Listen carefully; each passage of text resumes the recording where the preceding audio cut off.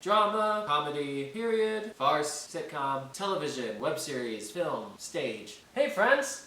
John here, and welcome to The Martial Actor. Today we're going to be going over how to break down a scene in 5 ways. Breaking down a scene is one of the most basic jobs for an actor. Knowing a lot of different ways to do it well is going to help you stand out from the crowd and become a better actor. The first way is by looking at the tone. You always want to be aware of the tone of the scene. This not only applies to genre, such as drama, comedy, period, farce, sitcom, but also to the medium, such as television, web series, film, stage. Knowing the tone should help you know the context for what is expected in the piece that you're in, and it should also help you make informed decisions about the choices you make as an actor.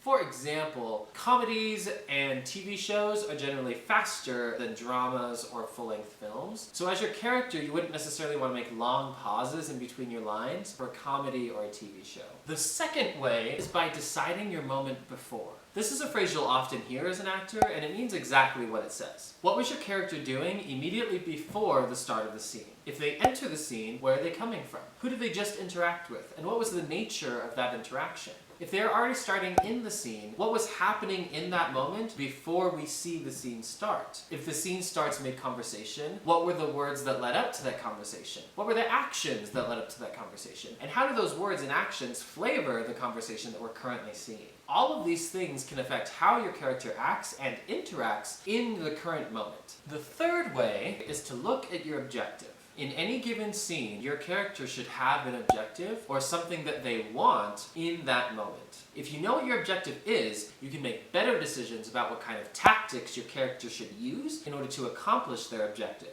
The conflict in most scenes derives from 2 different characters having objectives that are in opposition to each other.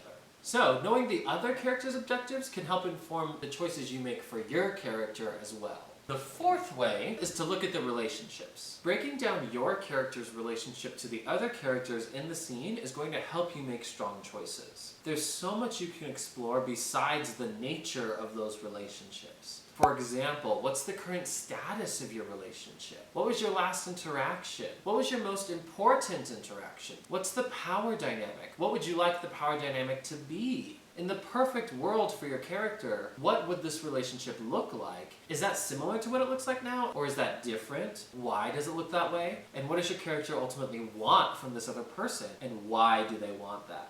Again, the more you can explore the depth of these relationships, the more it's going to help you make strong choices in the scene. The fifth way is to look at the emotion. You can break down the emotion that your character is feeling within the scene. Why is your character feeling that way? Is it a common reaction? If so, why? If not, why?